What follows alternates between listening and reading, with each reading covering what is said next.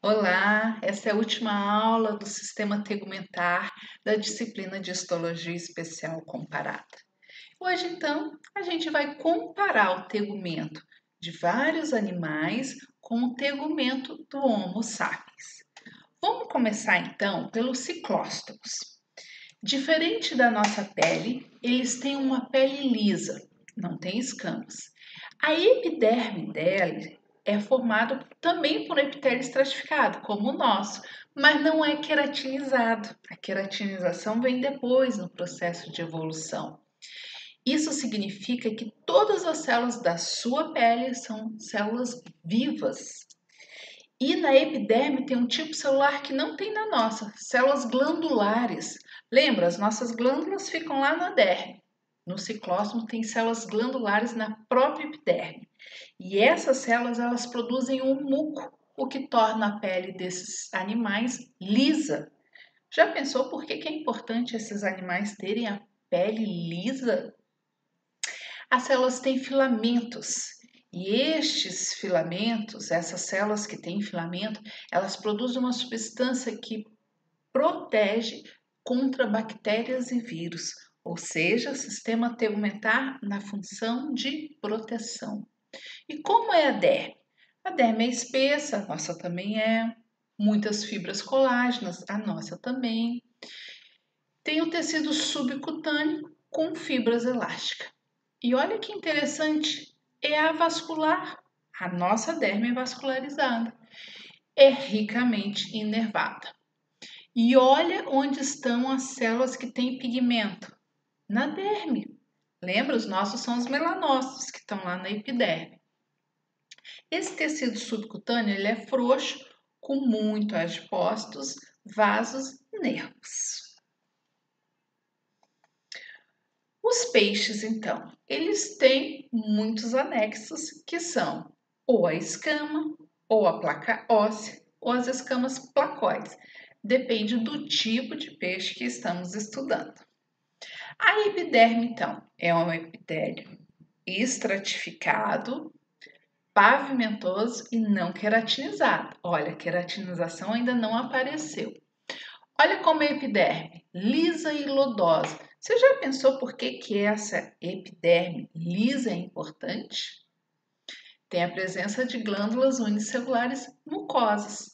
E agora vem a explicação. O muco ele é importante para lubrificar a superfície da pele e aí facilita o deslizamento na água. Além disso, além de facilitar a aerodinâmica, vai dificultar a penetração de parasitas e dá uma resistência às variações climáticas. Os peixes têm células denominadas claviformes. São glândulas, também formadas por uma única célula unicelular, que produz um feromônio. E sabe qual é a importância desse feromônio? É uma substância de alarme. Vai induzir a reação de fuga em outros peixes. A derme é mais espessa que a epiderme. Lembra que a nossa epiderme de célula espessa ela é muito maior, né, do que a derme. Aqui a derme é mais espessa.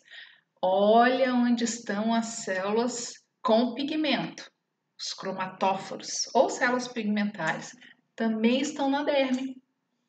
A porção superior da derme é tecido conjuntivo frouxo, como é na nossa derme, e a profunda é denso, como em nós. Nos peixes ósseos, as escamas estão contidas na porção frouxa da derme. As escamas dérmicas dos peixes ósseos, então, são placas ósseas achatadas que são produzidas pelos osteoblastos lá na derme. Nós vimos os osteoblastos lá no tecido ósseo, lembra? Ele que produziu o osso. A camada superficial é acelular, lisa e dura. E são recobertas, escamas são recobertas por epiderme. E aí, conforme o formato, recebe um nome. As escamas placóides, ou também chamadas dentículos, acontecem nos peixes cartilaginosos. Você já pensou por que uma escama se chama de dentículo? Será que tem relação?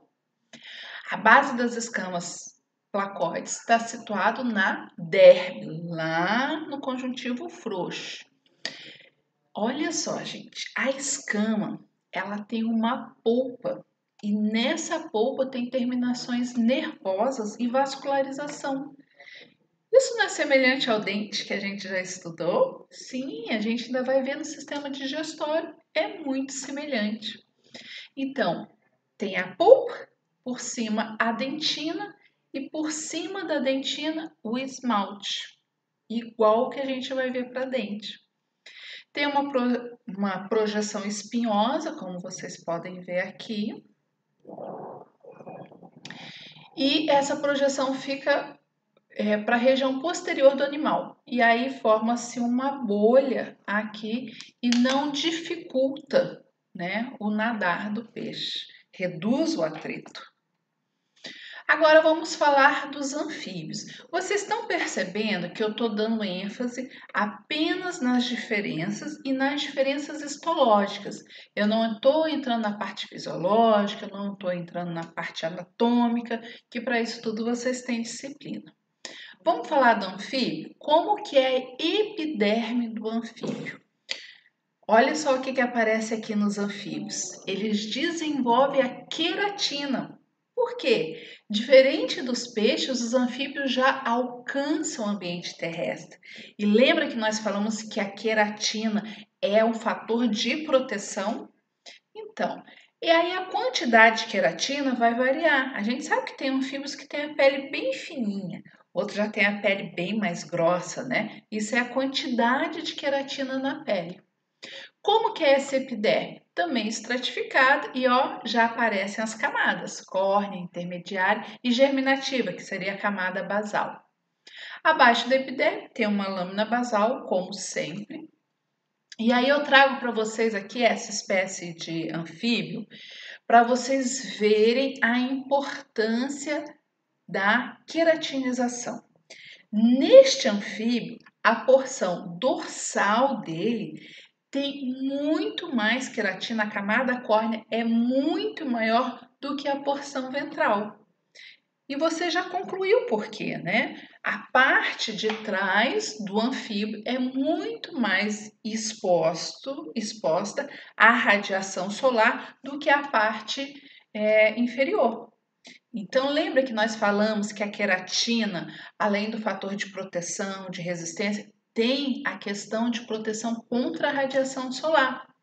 Essa espécie vem nos mostrar isso, que a parte das costas, parte posterior, tem bem mais do que a parte ventral. E a derme tem duas camadas. Ó, tá vendo que isso se repete? Sempre tem duas camadas.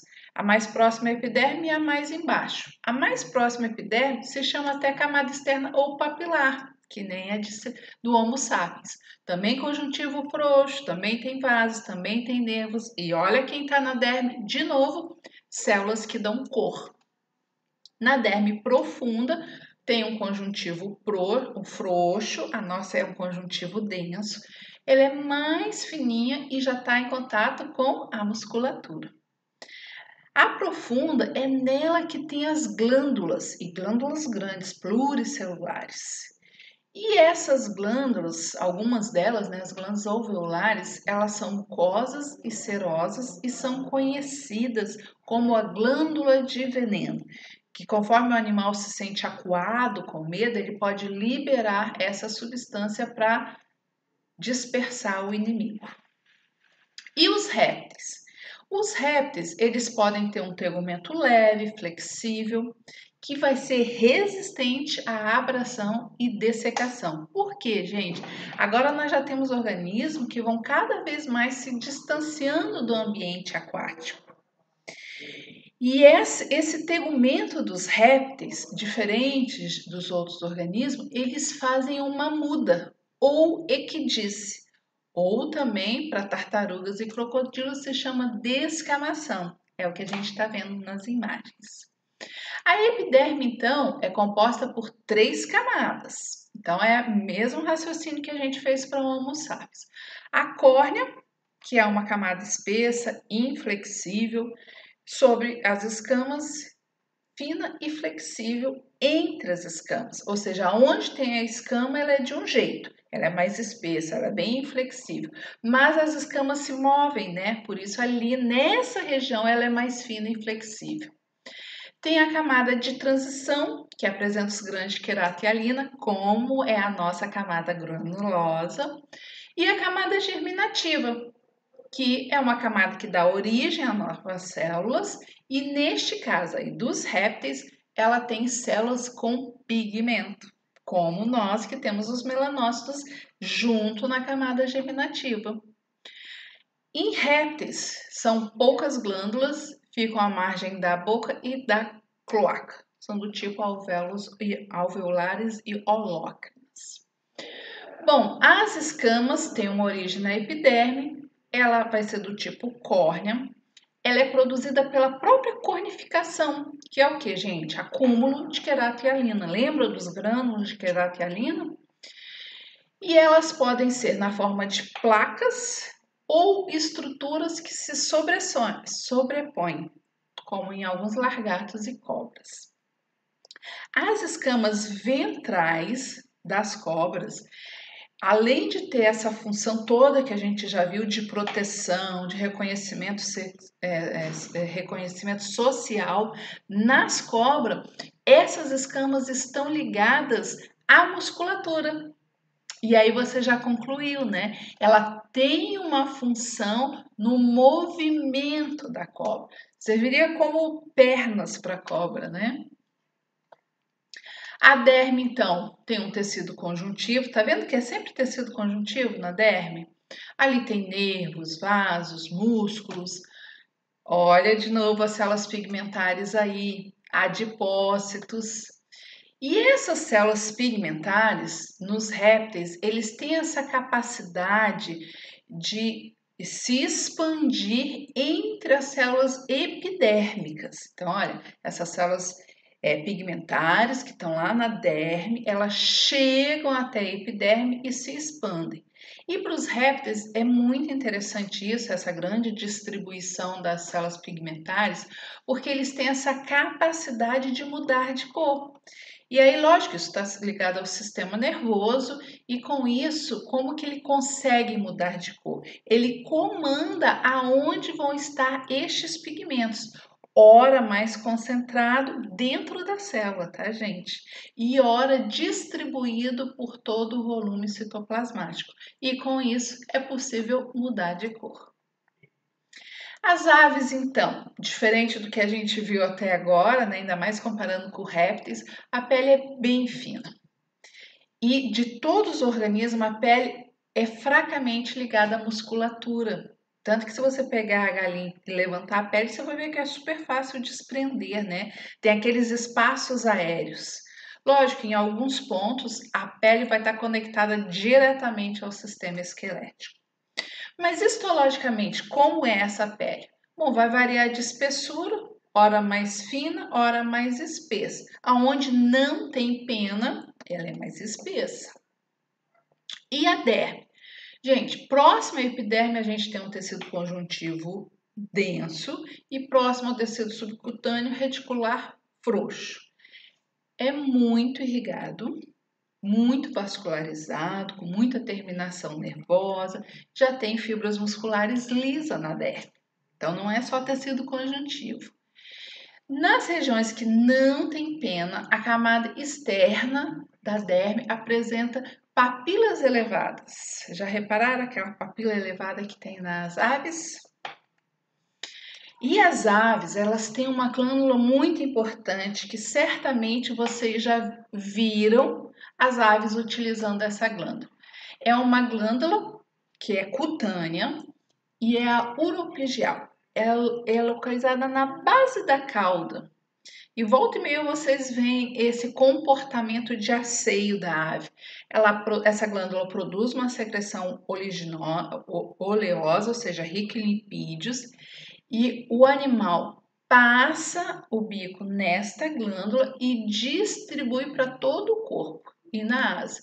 Então, é um comportamento de asseio, de limpeza, mas também essa esse produto, ele ajuda a impermeabilizar as penas.